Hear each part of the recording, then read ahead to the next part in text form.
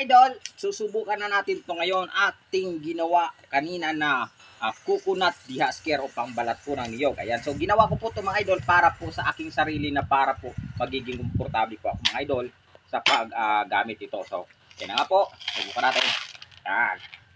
Dahil sa hindi ko pa nilagyan ng spring to, imano-mano muna natin itong ibabalik. Yan. So, pinatulis ko lamang po itong bakal para po na sa ganon, mabilis po siyang makabaon.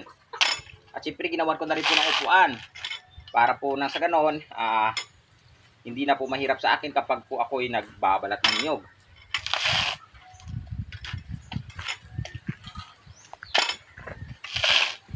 O, di ba mga idol? Madali lang magbalat ng niyog kapag ito yung ginagamit natin mga idol. Hindi na kailangan natin ng itak. Ito na lang, o. Di ba? So, ayan na siya. Nabalatan na natin yung ating niyog.